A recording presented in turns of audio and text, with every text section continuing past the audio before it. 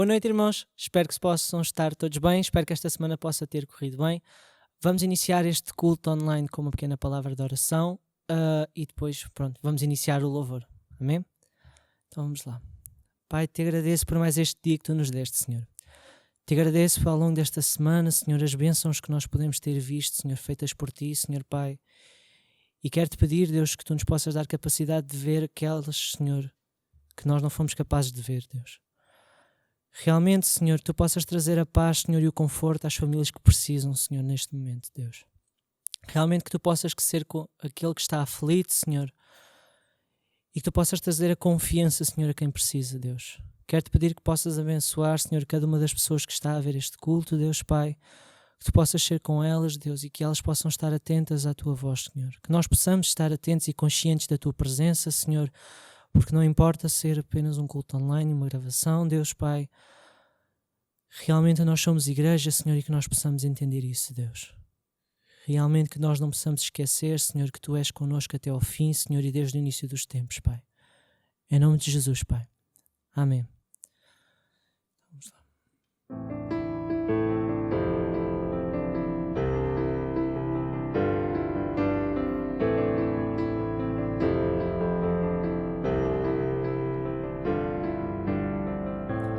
Disseste que nunca me deixarias.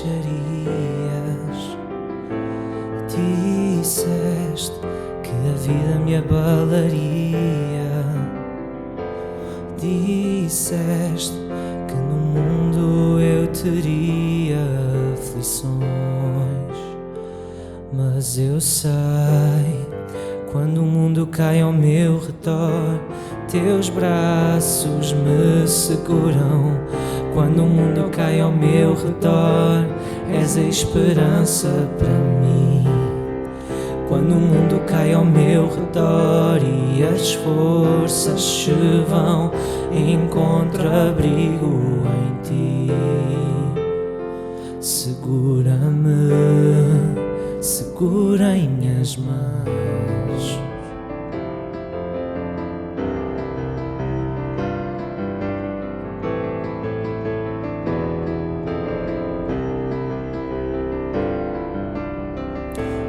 Eu vejo a escuridão da noite, quando eu vejo a tragédia a vir sobre mim, mesmo assim eu descanso em teus braços de amor.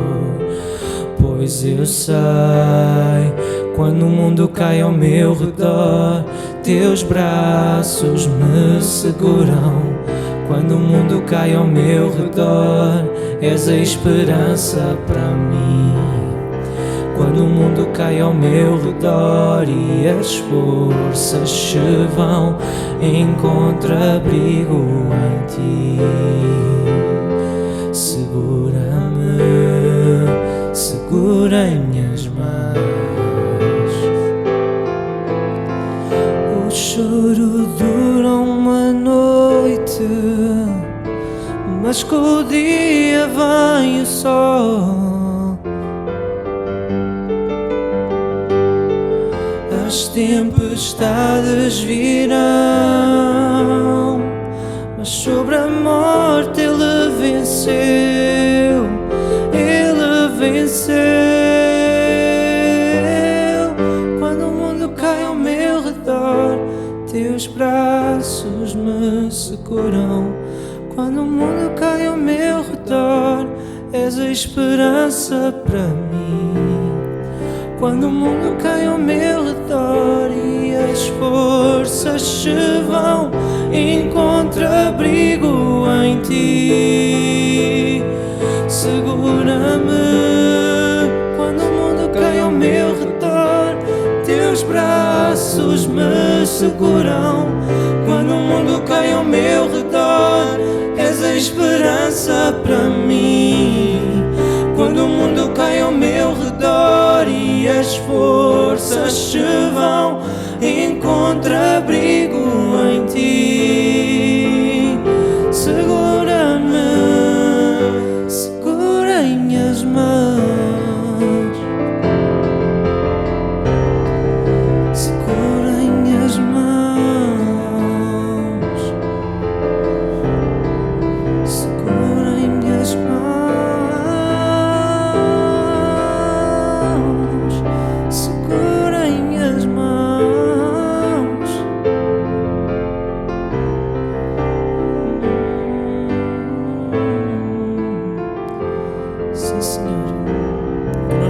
confiar em Ti, Senhor, independentemente das consequências, Pai. Que nós possamos ter a confiança de que não importa que o mundo esteja a ruir à nossa volta, Tu continuarás a segurar as nossas mãos, Pai. E é isso que nós declaramos nessa noite, Senhor. Que realmente Tu estarás sempre lá para nós, Pai. Teus braços me seguram quando o mundo cai ao meu redor. És a esperança para mim.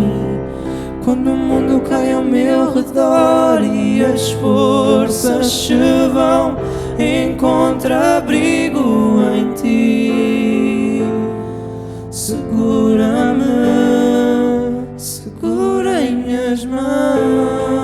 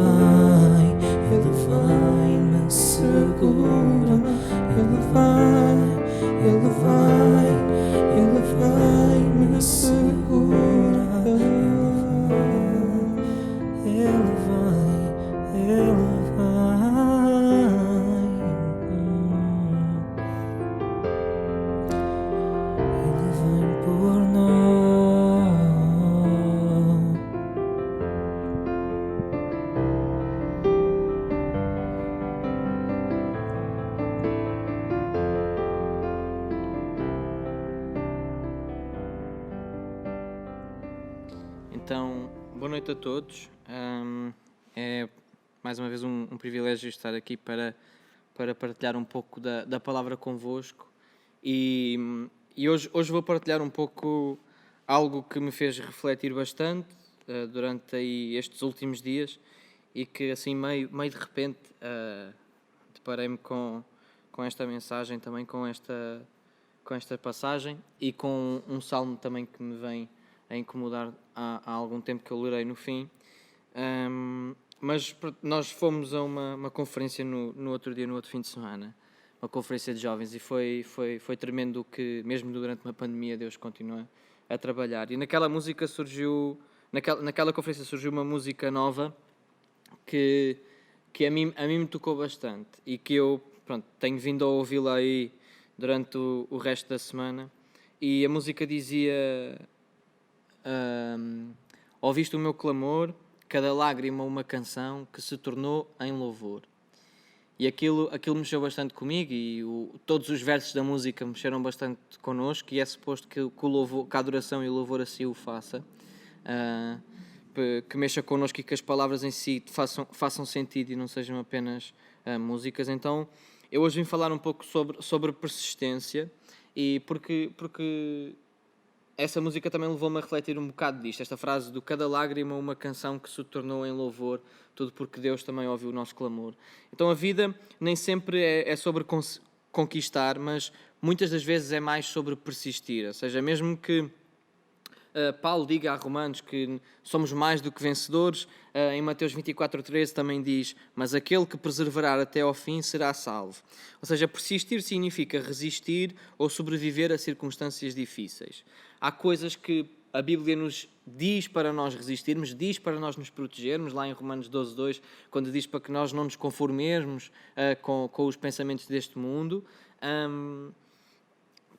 Então nós temos que resistir a esse tipo de pensamentos, e nós, como crentes em 2020, agora neste ano assim mesmo atual que estamos a viver, nós somos chamados não somos chamados a separar, não é para isso que nós estamos a ser chamados, mas somos separados para fazer a diferença, para infiltrar. E 2020 tem sido um ano em que tem havido muita conversa que tem sido necessária, mas também tem havido muita divisão desnecessária. Ou seja, então o que surge sempre é: de que serve eu estar a ganhar terreno, estar a conquistar terreno, se eu não sei persistir sobre esse terreno, se eu não sei agarrar-me a esse terreno. Ou seja, persistir no temporal leva a uma herança no eterno.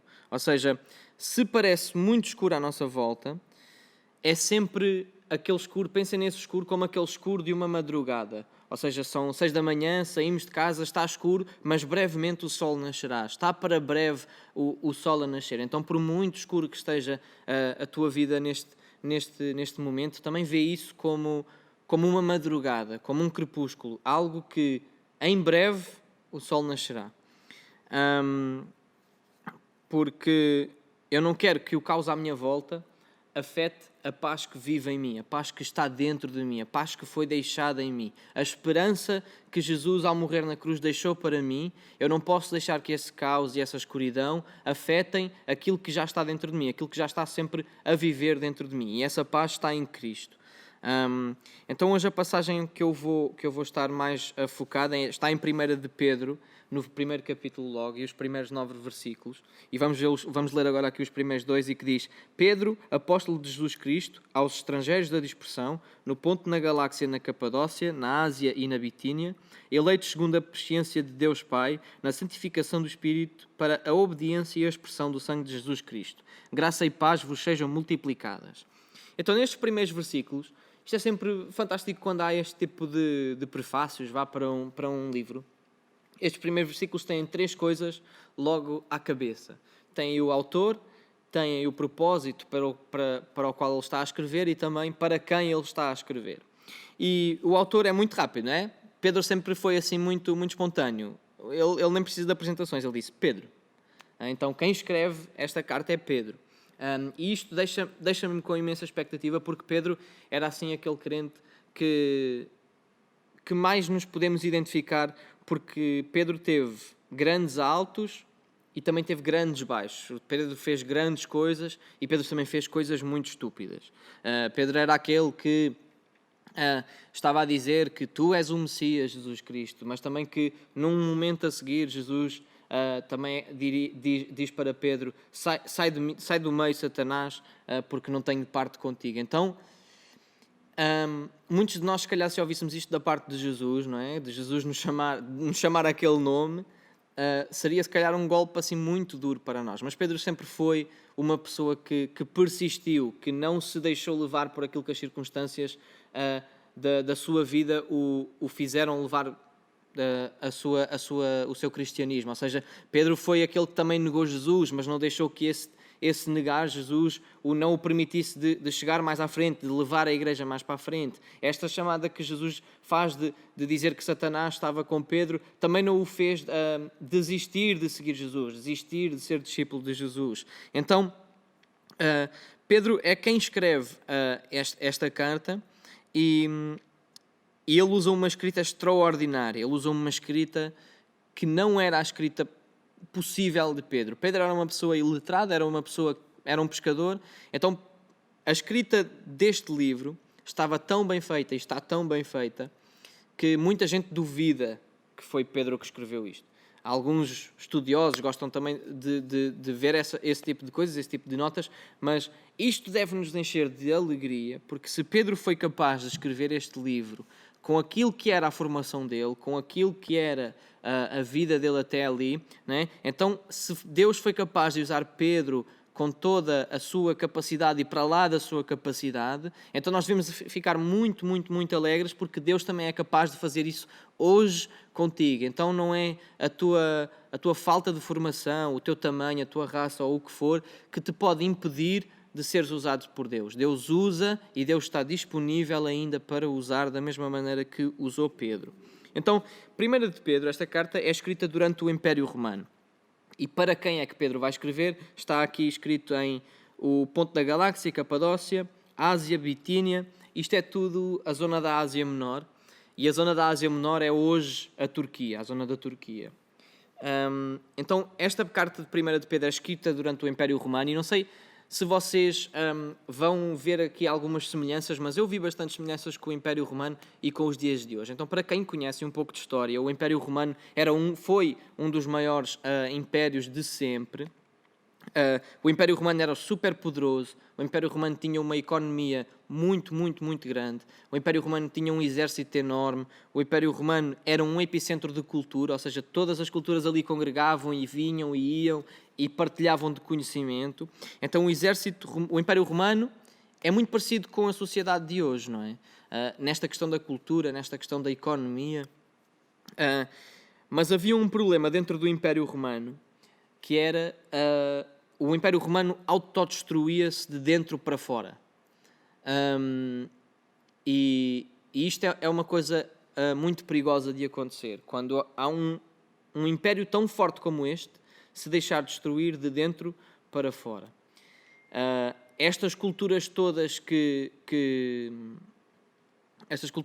se juntavam, começavam a colidir umas com as outras, e depois todas as diferenças estavam a colidir e uma divisão estabelecia-se no meio deles. Então Pedro vai escrever estas cartas. Pedro vai escrever estas cartas para este grupo da Ásia Menor com uma chamada de atenção que era: olhem, a divisão que se passa lá fora não pode entrar aqui dentro. Não pode entrar na igreja. E eu vou repetir isto. A divisão que está lá fora, esta divisão desnecessária, não pode vir cá para dentro. Não se pode tornar a divisão cá dentro. E cá dentro sendo a igreja. Então Pedro encoraja estas igrejas. Pedro disse: olha, eu já estive com Jesus, eu passei bastante coisas com Jesus, estive perto de Jesus. Então eu quero encorajar-vos a persistir, porque eu também o fiz e porque a esperança que veio, a esperança que esteve e a esperança que está convosco ainda. E não vos deixou, não vos abandonou e promete não vos abandonar. Então as promessas ainda são válidas. E um dado muito curioso é que a Turquia foi, a Ásia Menor neste caso, portanto quando eu digo Turquia, Ásia Menor, a Turquia teve um enorme começo. Estas igrejas todas eram bastante conhecidas e teve muitas igrejas abertas na zona da Turquia. E hoje em dia, estatisticamente, é um dos países com menos igrejas. Então não tem a ver como nós começamos, mas sim como nós persistimos. E então, há duas palavras que se destacam nestes primeiros dois versículos, que é a palavra eleito e a palavra estrangeiro. E se nós formos aqui à palavra eleito é uma palavra que aparece muito na Bíblia e também há alguns temas que se discutem acerca desta eleição, da predestinação e tudo mais, mas algo que eu quero deixar é que esta palavra eleito significa que Deus escolheu-te. Tu não encontraste Deus, Ele encontrou-te. Em Romanos 5,8 diz: mas Deus prova o seu amor para connosco em que Cristo morreu por nós, sendo ainda nós pecadores. Se desfizermos esta frase, isto diz: enquanto nós o negávamos, enquanto nós não o queríamos, Ele perseguia-nos e nos escolhia. E isto é algo que para nós deve ser assim, de uma força tremenda, esta frase. Ou seja, nós não queríamos, imaginem algo que vocês não querem, algo que vocês negam, e mesmo assim, essa coisa vos persegue, vos escolhe. Isto é bom demais mesmo. E ainda bem que assim foi. Em 2 Pedro 3,9 também diz: o Senhor não retarda a sua promessa, ainda que alguns a tenham por tardia, mas é longânimo para convosco, não querendo que alguns se percam, senão que todos venham a arrepender-se. Então, a eleição de Deus para ti, Deus ter-te escolhido, Deus te ter perseguido, Deus te ter procurado, não é nem nunca será um acidente. Ou seja, Deus não bateu de cabeça contigo e achou que tu tinhas valor. Deus não te escolheu por acidente. Deus não te colocou onde tu estás por acidente. Deus não é um Deus de acidentes. Deus é um Deus claro. Deus é um Deus assertivo. Deus é um Deus que tem tudo definido. Ele é o princípio e o fim. Ele já esteve e estará. Então Deus não vai cometer um acidente. Então o desejo dele é estar contigo e, por isso, esse desejo esteve na sua mente antes de tu sequer teres colocado Deus na tua mente como desejo. Ou seja, a Bíblia fala que nós amamos porque Ele nos amou primeiro. E depois nós podemos tirar tudo. Nós perdoamos porque Ele nos perdoou primeiro. Nós damos porque Ele nos deu primeiro. Então Deus sempre teve este desejo de nós na sua mente e com Ele. Então esta palavra estrangeiro depois também pode ser estrangeiro ou pode ser exilado também, Mas esta palavra estrangeiro é uma palavra que também contrasta com o eleito, não é? Porque nós somos eleitos, mas somos estrangeiros, então como é que isto funciona, não é? Se eu sou escolhido, como é que eu posso ser estrangeiro? Então, porquê é que eu sou estrangeiro? Sendo eu escolhido por Deus, sendo eu eleito por Deus.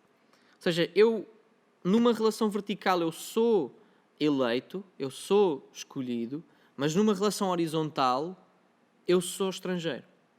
Então, sinto-me como um estrangeiro, parece que eu não pertenço aqui. E é verdade. Isto não passa de este mundo em que vivemos, estes anos em que passamos, que a média de vida é 80 e tal anos, o que for. Estes anos que aqui passamos são uma mera passagem. E é bom que nós nos sintamos como estrangeiros, porque esta aqui não é a nossa casa. O sítio onde estamos não pode ser a nossa casa, não se pode tornar a nossa casa. Porque então vamos nos estar a conformar com as coisas deste mundo e fazer elas da nossa casa. Mas este sítio não pode ser uma nossa casa. Então, se nós nos sentimos deslocados, se nós nos sentimos fora do lugar que parece o certo, então devemos nos alegrar e devemos saber, então eu estou certo, porque verdadeiramente esta não é a minha casa. E por esta não ser a nossa casa, o mais perto que nós podemos ter daquela que será a nossa casa, aquela que será a vida eterna, é a igreja. Então nós devemos também ter este gozo de vir à casa, de fazer parte da casa. É muito comum, quando às vezes nós vemos um novo crente, alguém que vem de novo e alguém que depois permanece, e às vezes nós perguntarmos e a pessoa dizer, olha, não sei, mas eu senti-me em casa. E muitas das vezes nós tratamos a igreja por família, e uma família vive numa casa, não é? Por norma, quem vive numa casa junta é família. Claro que não há casos diferentes, mas pronto. Então, nós quando estamos na igreja é o mais perto daquela que será a nossa casa celestial. Então, tenham também isto em atenção, ou seja, nós somos estrangeiros e se temos a oportunidade de, em certos momentos, nos sentirmos em casa, não percamos essa oportunidade. Não percamos essa oportunidade de ir à casa do Senhor, que será, daqui a uns tempos, a nossa casa final. Nós estamos de passagem. É normal que nos sintamos deslocados. Não sei se vocês sabem, mas como é que uma embaixada funciona. Mas uma embaixada pode estar num determinado país. Por exemplo, se nós tivermos aqui uma embaixada dos Estados Unidos aqui em Portugal, e existe, não é? A embaixada dos Estados Unidos é um edifício físico que está dentro de um país que não é o seu. E se nós somos americanos, não é? Nós vamos à embaixada dos Estados Unidos e tudo aquilo que é o governo dos Estados Unidos, a maneira como o governo dos Estados Unidos funciona, está contida lá dentro. A maneira como aquela casa funciona está de acordo com os princípios dos Estados Unidos. E assim é também com a igreja, que é, nós estamos neste mundo, nós não somos deste mundo, somos uma embaixada de Cristo e aqui o que funciona é o reino de Deus. Ou seja, não é o governo português, mas é o reino de Deus. Não é aquilo que eu acho, mas sim o reino de Deus, a palavra que está escrita. Então, a casa de Deus é uma embaixada de Deus. Nós estamos aqui fisicamente, mas somos governados por outro poder, outra autoridade. E é por isso que Pedro também escreve aquilo que eu disse há bocado, que é a divisão que está lá fora não deve ser a divisão aqui. Os argumentos não devem vir para aqui. Os problemas não devem entrar aqui. Esse tipo de problemas e de argumentos e de conversas que causam a divisão lá fora, essa divisão não pode entrar cá dentro, essas mesquinhices não podem entrar cá dentro, porque isso apenas quebra o corpo, quebra a casa. E vocês já viram o que era vocês estarem noutro país, quererem ir à Embaixada de Portugal e aquilo não funcionar lá dentro. Vocês quererem tratar das vossas coisas, porque noutros países é preciso vocês irem às embaixadas para terem vistos, para poderem trabalhar, poderem estar lá durante um determinado tempo. E vocês chegam lá e aquilo é uma completa bagunça, ou vocês vão para falar e alguém não se entende um com o outro, então a comunicação está completamente atrasada uns para com os outros. Então, A embaixada de Cristo aqui na terra, que é a igreja, não deve deixar que essa divisão de fora venha cá para dentro. Ou seja, eu sou eleito, mas eu sou estrangeiro. Eu estou no meio. Estou aqui no meio e, portanto, é minha responsabilidade garantir que a divisão que está lá fora não venha cá para dentro. Então, agora, para o propósito da escrita, está lá no versículo 2, que diz: para a obediência e a expressão do sangue de Jesus Cristo. Então, isto é a razão pela qual Pedro escreve esta carta. Ou seja, e Pedro aqui não está a falar de uma obediência óbvia, de uma obediência com uma bênção óbvia. Ou seja, eu era cego, fui curado, então eu obedeço, ok. E isso é válido, a prosperidade é válida também no reino de Deus. Tipo, não descarto nunca nada disso. Mas Pedro aqui está a falar de uma obediência um bocado mais difícil, mais dolorosa, mais difícil de tirar de nós. É uma obediência que nós devemos conseguir ter quando temos uma pressão de dor, de desafio, de adversidades. Então nós temos que aprender a carregar a dor. E é aí que eu também quero entrar muito hoje. É acerca desta persistência em carregar a nossa dor. Ou seja, não tem a ver com o que carregamos que é difícil, mas tem a ver sim como é que nós carregamos aquilo que é difícil. Então, agora lemos aqui o versículo 3, diz: bendito seja o Deus e Pai do nosso Senhor Jesus Cristo, que segundo a sua grande misericórdia nos gerou de novo para uma viva esperança pela ressurreição de Jesus Cristo de entre os mortos. Então, engraçado que Pedro apresenta-se e em seguida diz: bendito seja Deus e Pai nosso Senhor Jesus Cristo.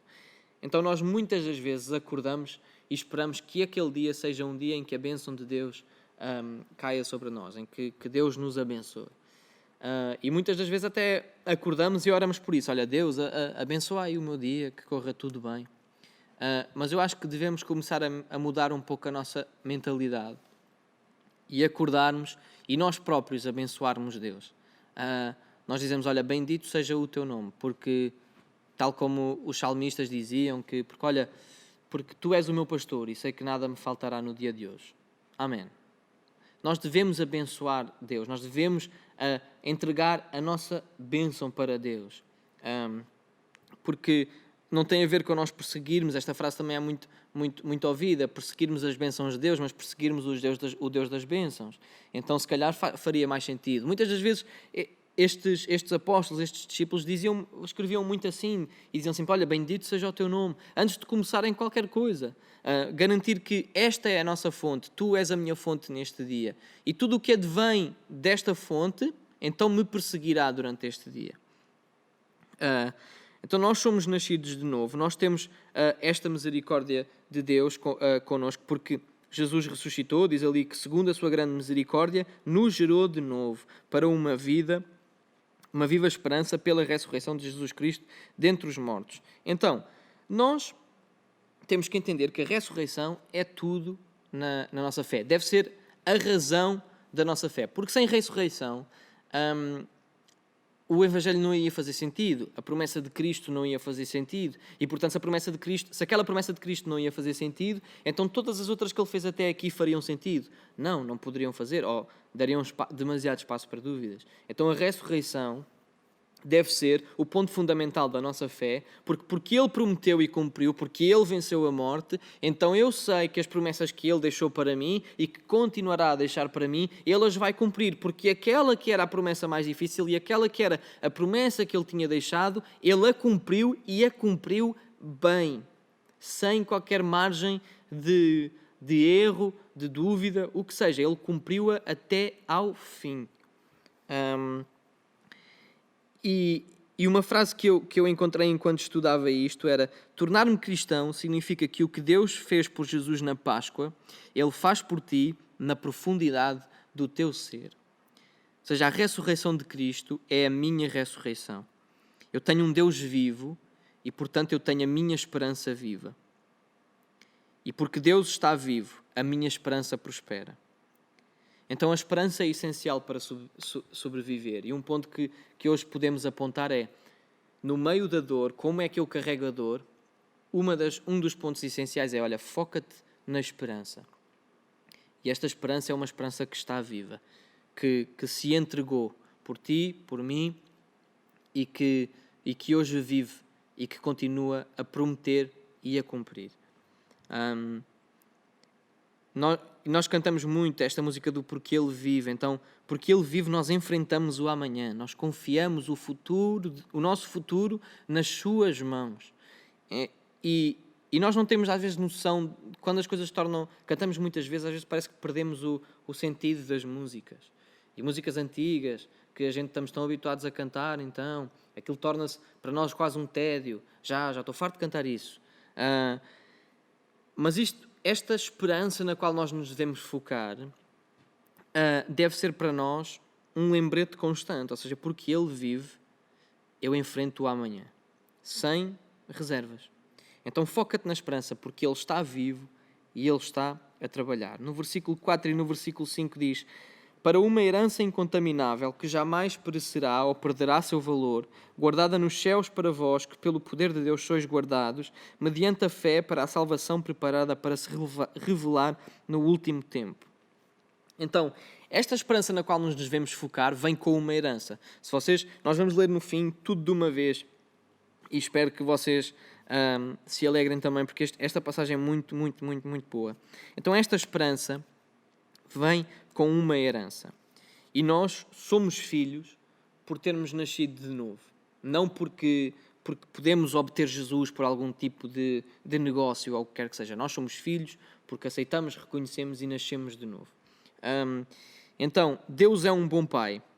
E como um bom pai, normalmente um bom pai não vai dar tudo ao filho quando o filho pede. E não faria sentido se assim o fosse. Porque assim o filho nunca saberia também um pouco lutar pelas coisas que precisa. Então um bom pai, não vai dar tudo o que o filho pede, o pai vai dar. Não deve ser assim. Deus é um bom pai. Deus vai te dar o que tu precisas e quando precisas. Há uma diferença entre algo que eu preciso e algo que eu quero. E nós devemos saber distinguir esta diferença, quer em nós, individualmente, quer nos nossos relacionamentos uns para com os outros. Se soubermos distinguir estas duas palavras e estes dois tipos de ações, então nós vamos começar a agir de maneira diferente. Então Deus não nos vai dar o que nós queremos, mas sim Ele vai dar o que nós precisamos e quando precisamos. Então diz aqui, reparem no português que está aqui no versículo 4, diz guardada, ou seja, uma herança guardada nos céus para vós. Ou seja, a herança não está guardada de nós, ou seja, não é algo que está guardado e que nós não temos acesso. A herança está guardada para nós.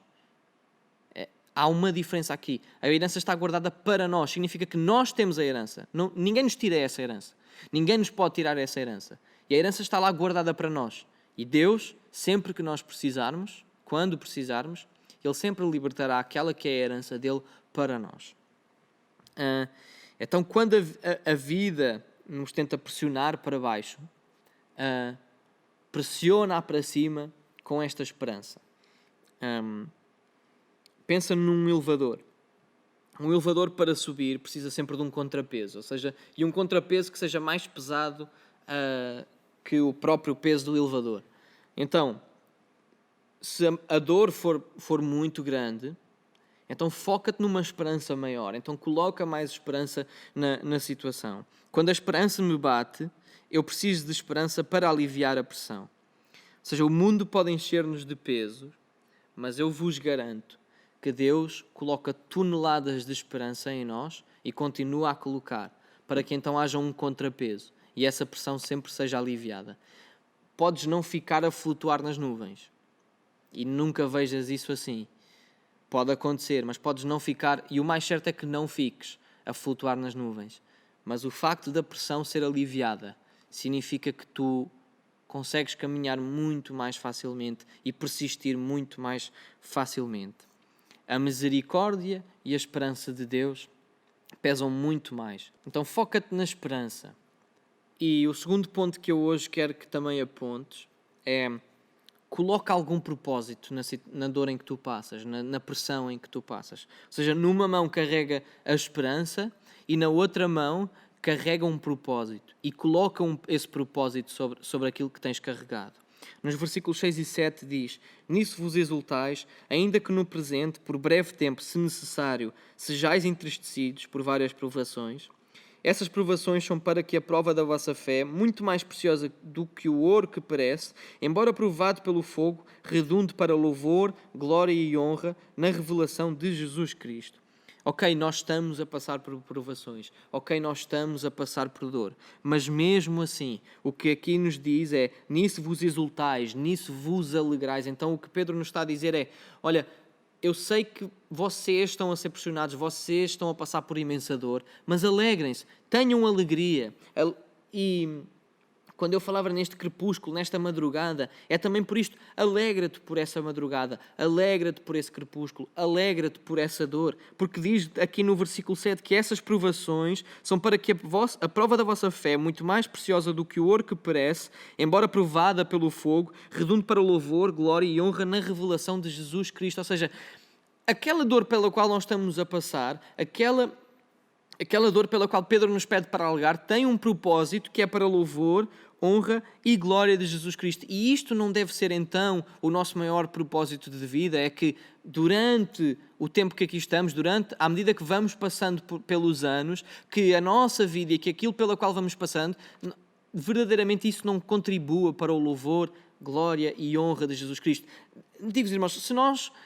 dizem em Apocalipse, vamos cantar santo, santo, santo, vamos dar-lhe sempre glória, honra e louvor. Se nós não formos capazes de o fazer aqui agora, se nós estivermos a tardar cada vez mais para fazermos isso agora, como é que nós poderemos fazer isso no céu? Não, Deus pede-nos para fazermos isso no agora, sermos urgentes a fazer isso no agora, uns para com os outros, nós para com Ele.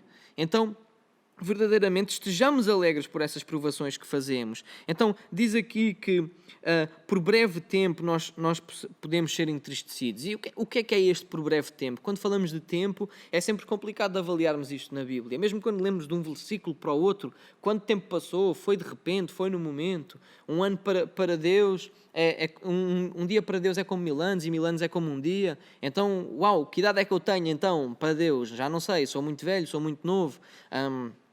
Então, o tempo é sempre uma coisa complicada, e Tiago também dizia: a vossa vida é como um vapor, rapidamente se esvai. Então, este breve tempo, eu acredito que Pedro que está aqui a dizer: olha, o breve tempo é a vossa vida toda, é esse vapor que é breve, que é rápido, que rapidamente se esvai. Então, irmãos, nós temos que aprender a carregar dor, a passar por provações pela nossa vida toda, a sabermos nos alegrar, a colocarmos um propósito nessa dor, que é o que Pedro fala aqui no versículo 7, que ele diz que Pedro compara as provações à maneira como o ouro é purificado. Diz que o ouro que perece, embora provado pelo fogo. Ou seja, o que é que acontece quando o ouro é purificado? Ele vai para uma fornalha, ele é aquecido de forma que toda a poeira que se agarrou ao metal possa sair, e então a verdadeira identidade do ouro possa ser revelada. Então vê que estas provações, esta dor que te pressiona, estas dúvidas que te pressionam, esta ansiedade, estes desafios que te pressionam, vê-os como a fornalha, aquela fornalha que verdadeiramente veio revelar que a tua fé estava baseada sempre em Jesus mais alguma coisa, Jesus mais o meu emprego seguro, Jesus mais o meu salário mais alto, Jesus mais a minha família, Jesus mais os meus filhos, e que verdadeiramente esta fornalha vem e que te sobreaquece de maneira a que isso que está apegado a Jesus para criar a tua fé seja deitado fora, e então verdadeiramente a tua fé possa subsistir apenas para o louvor, glória e honra de Jesus. Então alegra-te, porque verdadeiramente essa pressão que tu sentes, essa provação que tu sentes, está apenas a querer te limpar e a querer moldar o teu caráter. Ou seja, as nossas provações vão sempre refinir o nosso caráter e definem o nosso chamado. Ou seja, é por isso que nós temos que colocar um propósito na provação, e não tem a ver com nós passarmos pela provação. Tem a ver com nós crescermos pela provação. Então, este princípio de crescer sobre a provação nós vemos sobre a Bíblia toda. E se formos lá ver A Lucas 4, 17, 19, um exemplo muito prático. É aquela tentação de Jesus no deserto, lá Lucas 4, no versículo 17 a 19, que diz: Foi-lhe dado o livro do profeta Isaías, ao abrir o livro achou o lugar onde estava escrito: O Espírito está sobre mim, porque ele me ungiu para anunciar as boas novas aos pobres, enviou-me para proclamar a liberdade aos cativos, dar vista aos cegos, para libertar os oprimidos e anunciar o ano aceitável do Senhor. Agora pensem, Jesus passou 40 dias no deserto, foi tentado ainda por Satanás nos últimos dias, e ele diz assim: olha, eu passei por isto, isto custou-me, e tu ainda estás aqui a tentar-me, mas eu digo-te uma coisa, isto pressionou-me imenso, mas eu fiz isto porque enviou-me para proclamar liberdade aos cativos, dar vista aos cegos, libertar os oprimidos e anunciar o ano aceitável do Senhor. Então Jesus foi refinado e o seu caráter definiu a sua missão. Ou seja, e aponta isto, ou seja, quando o teu caráter é definido, quando o teu caráter é refinado, a tua missão e o teu chamado é definido. Então, quando nós colocamos um propósito sobre os nossos desafios, sobre a nossa dor, sobre a nossa provação, nós vamos descobrir que estamos a ser refinados, que isto não passa de um refinamento, e então que me vai levar a uma definição. Deus não é um Deus cinzento. Deus não é um Deus que nos deixa no cinzento. Deus sempre nos vai levar a crescer e a querer que nós cresçamos. Se não estivermos a crescer, então é bom que o façamos. É bom que façamos um voltar para trás, um rebobinar, para podermos então crescer e termos a nossa missão definida. E lá no versículo, voltamos a 1 de Pedro, no capítulo 1, no versículo 8 e no versículo 9, e diz: Embora não o tendes visto, o amais, e embora não o vedes agora, credes nele e exultais com alegria inefável e cheia de glória, recebendo o objetivo final da vossa fé, a salvação da vossa alma. Então não o vês, mas sentes que ele está a trabalhar. Então é uma alegria o facto de sabermos que ele ainda está a trabalhar em nós, que ele permanece a trabalhar em nós. Ou seja, sim, eu estou a sofrer, sim, eu enfrento um desafio, mas ao mesmo tempo eu sou capaz de me alegrar. Este paradoxo, se vocês pensarem, não faz sentido. E quando eu estou a falar nisto, muitos de vocês, se calhar, estão a dizer: mas não sabes o que eu estou a passar. Mas tu não tens a noção. Como é que podes estar a dizer para eu me alegrar? Isso não é possível, é impossível. É verdade, mas é por ser impossível que nós temos essa capacidade em Jesus e nesta esperança que é Jesus, neste propósito que Jesus nos dá a cada dia, que nós podemos viver este paradoxo, não é? Que nós podemos viver isto que é impossível, só revela que Jesus é poderoso, que Deus continua a trabalhar e permanece a trabalhar. Então alegra-te por isso, por saber que tu podes viver as duas coisas em simultâneo. Lá em 2 Coríntios, no capítulo 4, no versículo 8 a 10, diz: Em tudo somos atribulados, mas não angustiados, perplexos, mas não desanimados, perseguidos, mas não desamparados, abatidos, mas não destruídos, levando sempre por toda a parte o morrer do Senhor Jesus no nosso corpo, para que a vida de Jesus se manifeste também em nossos corpos. Então, nós somos um vaso quebrado. A Bíblia também fala que nós somos um vaso quebrado, que contém um tesouro valioso. Porquê? Porque não tem a ver com o vaso. Se nós fôssemos um vaso bonito, vidrado, com o melhor material, nós poderíamos ter tempo para dizer: isto foi por mim, isto foi por mim. Mas se nós virmos, diz aqui que é para que a vida de Jesus se manifeste em nossos corpos. Então este paradoxo que nós podemos viver é sempre para que a vida de Jesus se manifeste nos nossos corpos. E esta alegria, por nós acharmos que isto é um paradoxo, nós muito transparecemos que esta alegria tem a ver com mandarmos emojis sorridentes e estarmos a sorrir para toda a gente e estarmos a dizer bom dia com uma cara alegre, mas não tem a ver com isso. Esta alegria é uma alegria que apenas encontramos na profundidade da nossa dor. Ou seja, por termos enfrentado e não termos nos deixado...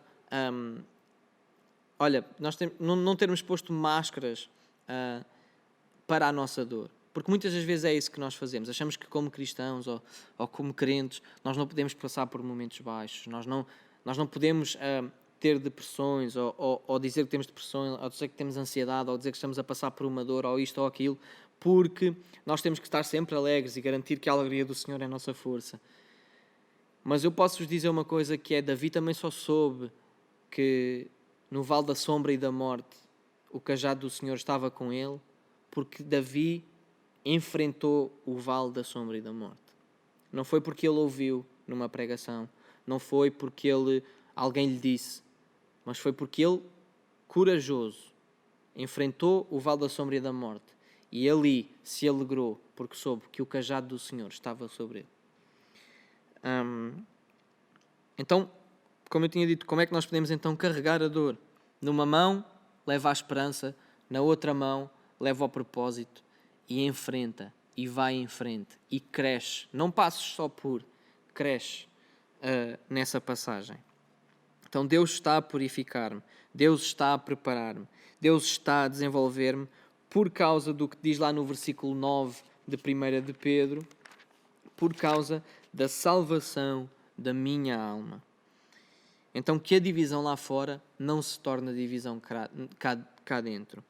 Então foca-te na solução, a solução é Jesus, foca-te na esperança, a esperança que Jesus colocou em ti para viveres, a paz que Jesus colocou em ti para viveres. Não entendas nunca que a paz tem que partir de ti, ou que tu próprio tens que estar em paz. Não, tu tens Jesus contigo que é a paz. Então isso deve fazer-nos sempre colocar um ciclo diferente nessa busca por paz e por alegria. E permanecendo lá em 2 Coríntios 4 e indo ao versículo 16 e até ao versículo 18, diz: por isso não desfalecemos. Ainda que o nosso homem exterior se corrompa, o interior, contudo, se renova de dia a dia. Pois a nossa leve e momentânea tribulação produz para nós eterno peso de glória, acima de toda a comparação. Portanto, nós não fixamos o olhar nas coisas que se veem, mas nas que não se veem, pois as que se veem são temporais e as que não se veem são eternas. Então eu posso persistir sobre a minha dor temporária, porque ela me garante uma recompensa eterna. Eu não desisto, eu não baixo os braços, porque a minha herança é eterna. E lendo, antes de lermos, acabarmos de ler 1 de Pedro toda de uma vez, queria ler o salmo que tem falado um pouco à minha vida e que se for para ti, então fecha os olhos e também ouve isto. Então é o Salmo 102, que diz: ó Senhor, ouve a minha oração e chega a ti o meu clamor. Não escondas de mim o teu rosto no dia da minha angústia. Inclina para mim os teus ouvidos no dia em que eu clamar, ouve-me depressa. Porque os meus dias se desvanecem como a fumaça e os meus ossos queimam como brasa. O meu coração está ferido e seco como a erva. Até me esqueço de comer o meu pão. Os meus ossos se pegam à minha pele em virtude do meu gemer doloroso. Sou semelhante à coruja no deserto, como uma coruja entre as ruínas. Velo e sou como o pardal solitário no telhado. Os meus inimigos me afrontam o dia todo, os que contra mim se enfurecem me amaldiçoam. Em vez de pão como cinza e misturo com lágrimas a minha bebida. Por causa da tua ira e da tua indignação, pois me levantaste e me expulsaste para longe de ti. Os meus dias são como a sombra que declina, como a erva me vou secando. Contudo, ó Senhor, tu permaneces para sempre. A tua memória de geração em geração. Tu te levantarás e terás piedade de Sião, pois o tempo de te compadeceres por ela, o tempo determinado já chegou. Porque os teus servos têm prazer nas suas pedras. Compadecem-se do seu pó. As nações temerão o nome do Senhor e todos os reis da terra a sua glória. Pois o Senhor edificará a Sião e na sua glória se manifestará. Atenderá à oração do desamparado, não desprezará a sua petição. Escreva-se isto para a geração futura e o povo que está por vir louve ao Senhor. Isto é muito interessante. Alguém que passava por uma dor tremenda e quem prestou atenção percebeu, e que diz no fim: escreva-se isto para a geração futura, porque o povo que está por vir louvará ao Senhor. É importante o louvor que entregamos a Ele. E juntei isto àquela canção, que dizia que cada lágrima foi uma canção que se tornou em louvor. Não podemos deixar de adorar aquilo que é eterno. Lá em Coríntios dizia que o nosso corpo se renova dia a dia, o nosso interior se renova dia a dia. E esta adoração, esta música também dizia: cantarei que és bom pelo resto dos meus dias.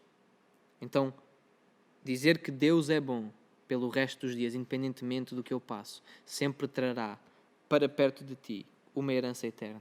E queria terminar lendo o 1 de Pedro 1 toda, e terminamos por aqui, e alegremo-nos ao ler isto. Então, do versículo 3 ao versículo 9.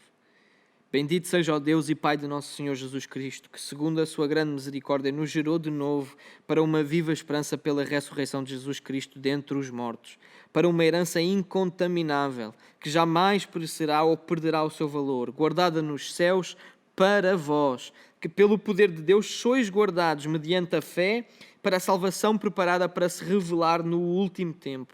Nisso vos exultais, ainda que no presente, por breve tempo, se necessário, sejais entristeçados por várias provações. Essas provações são para que a prova da vossa fé, muito mais preciosa do que o ouro que perece, embora provado pelo fogo, redunde para louvor, glória e honra da revelação de Jesus Cristo. Embora não o tendes visto, o amais. Embora não o vedes agora, credes nele e exultais com alegria inefável e cheia de glória, recebendo o objetivo final da vossa fé, a salvação da vossa alma. Amém.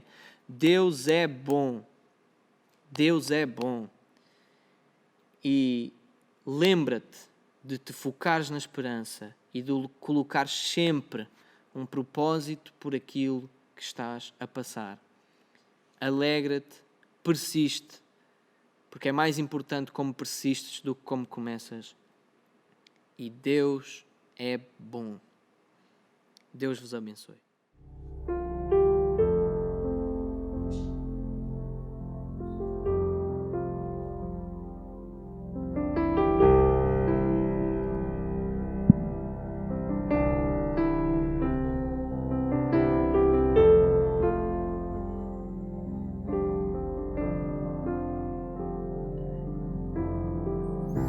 És mais real do que o chão que eu piso.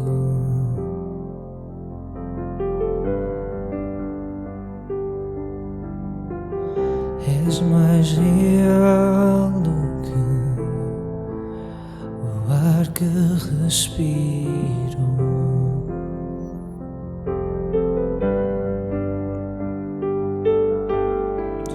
Teus pensamentos me definem.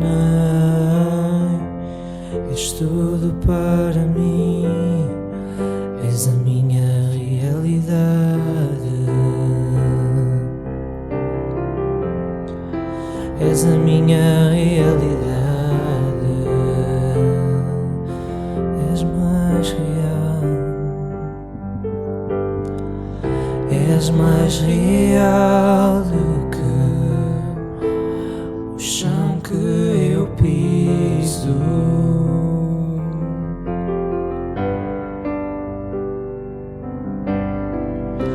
És mais real do que o ar que respiro.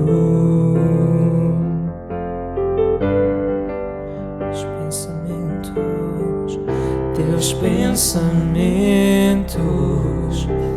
me definem. És tudo para mim, és a minha realidade. És a minha realidade.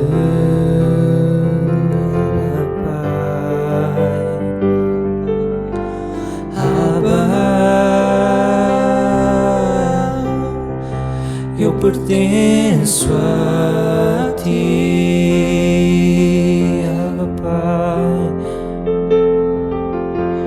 Abba,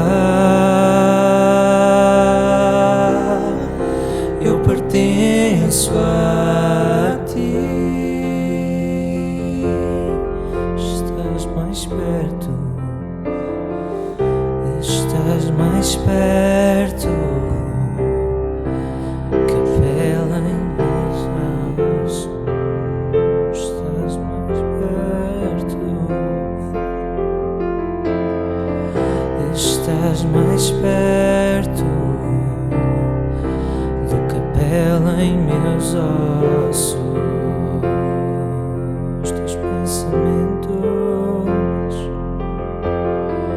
Teus pensamentos me definem. És tudo para mim, és a minha realidade, és a minha realidade.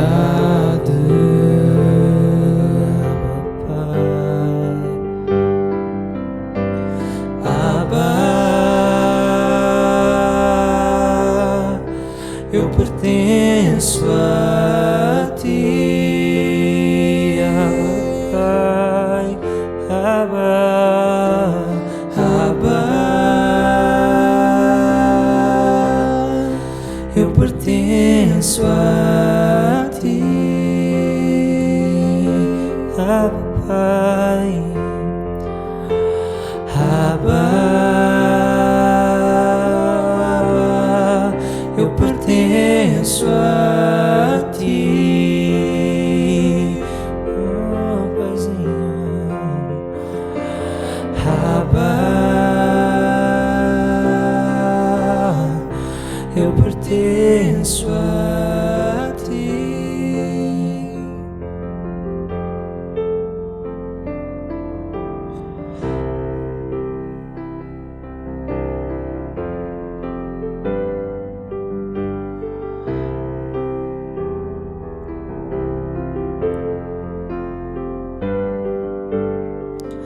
Me resgataste do caminho pródigo, correste para mim e me abraças. Graça é o que une o caminho à casa, e os braços do Pai não me vão largar. Me resgataste do caminho pródigo, correste para mim e me abraças.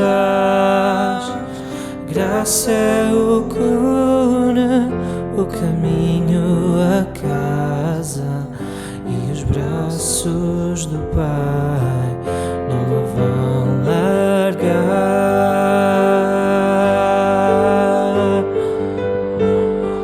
Abba, eu pertenço a ti.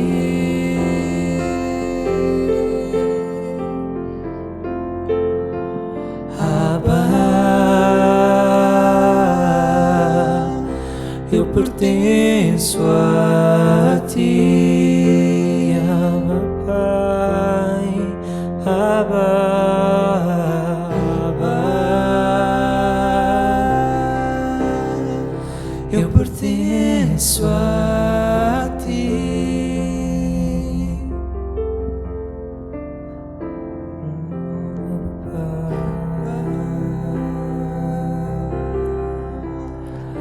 Eu pertenço a ti, Abba, Pai, Abba, Abba, Pai, Abba. Eu pertenço a ti, Abba, Abba, oh Abba. Eu pertenço a ti.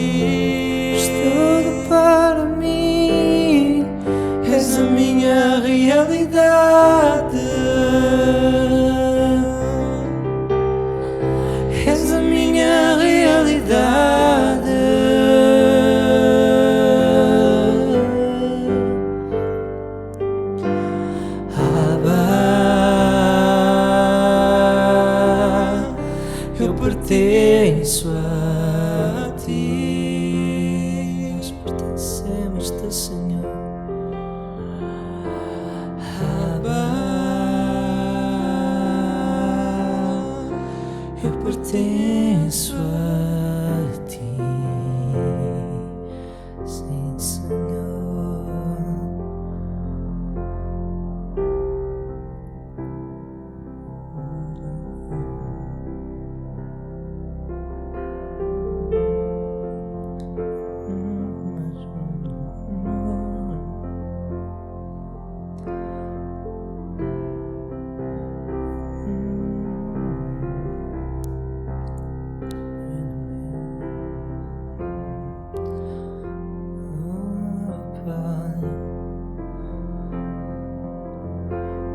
Toca mais fundo, o amor mais profundo do mundo. Oh, meu Pai, o toca mais fundo, o amor mais profundo do mundo. É do meu Abba, o toque mais puro, o amor mais seguro do mundo. O toque mais puro, o amor mais profundo do mundo. É do meu Abba, o toque mais puro, o amor mais seguro do mundo. Oh, Pai, o toque mais puro, o amor mais profundo do mundo. Oh, Senhor, o toque mais puro, o amor mais seguro do mundo. O toque mais puro, o amor mais seguro do mundo, vem do meu Abba.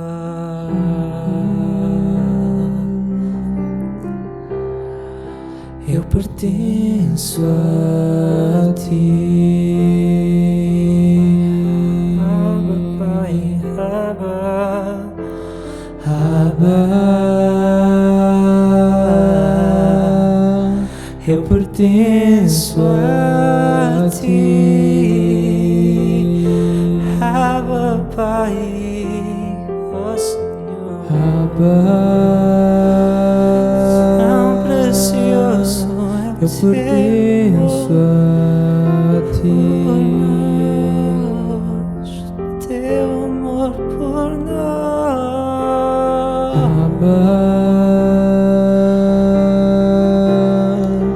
Eu pertenço a ti.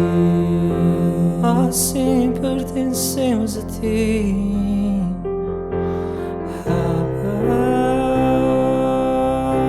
Abba, eu pertenço a ti. Abba, Pai, nosso Pai Celestial, está chamando por nós, está clamando por nós. Amém. Ouve a voz do Senhor a falar contigo. Ouve a voz do Senhor, do nosso Abba, Pai, que nos resgatou, que nos libertou, que nos amou desde o princípio.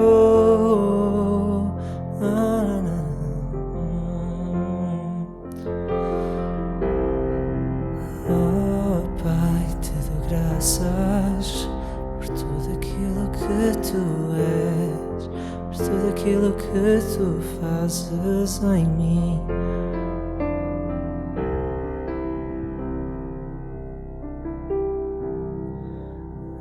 Senhor, nos resgataste, nos libertaste de todo o mal. A tua graça nos leva, a tua graça nos mostra o caminho a casa, o caminho ao nosso lar. Me resgataste do caminho pródigo, correste para mim e me abraçaste.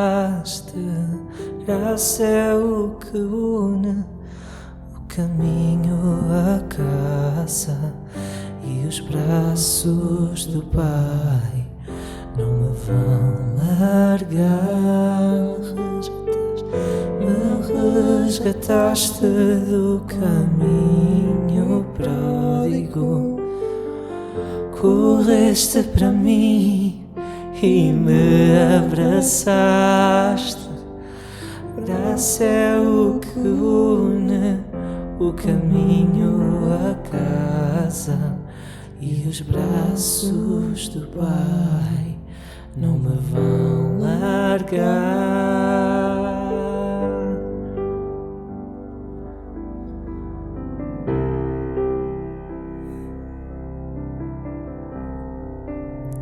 Que essa possa ser a nossa confiança, a nossa certeza que os braços do Pai nunca nos irão largar, que nós estamos seguros, que nós estamos firmes no nome do Senhor. Amém. Isto é um motivo de tanta alegria que nós podemos ter.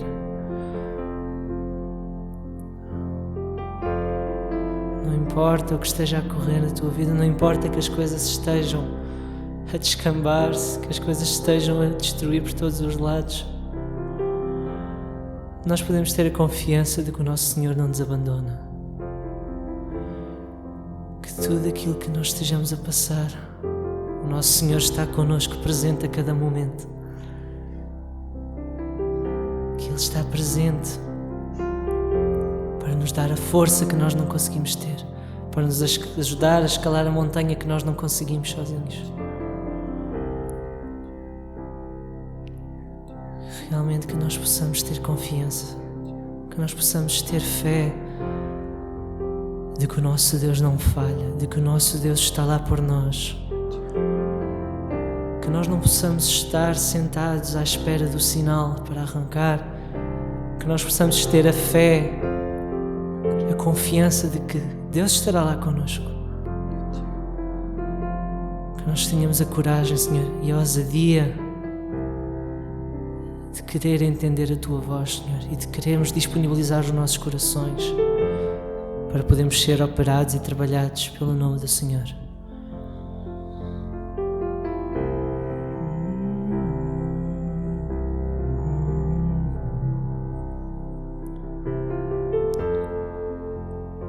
Um amor tão grande que Ele tem,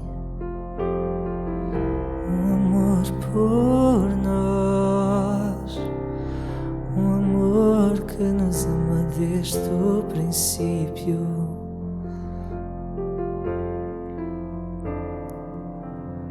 O toque mais puro, o amor mais seguro do mundo.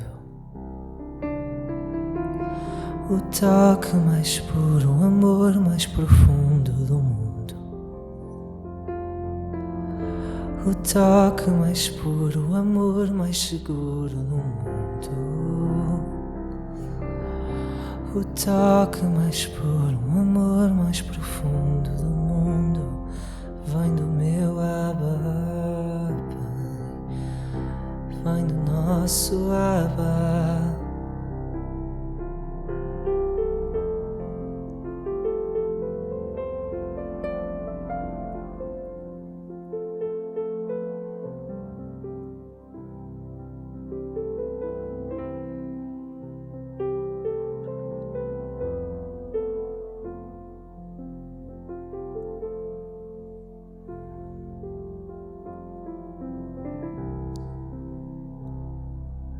Amém, irmãos.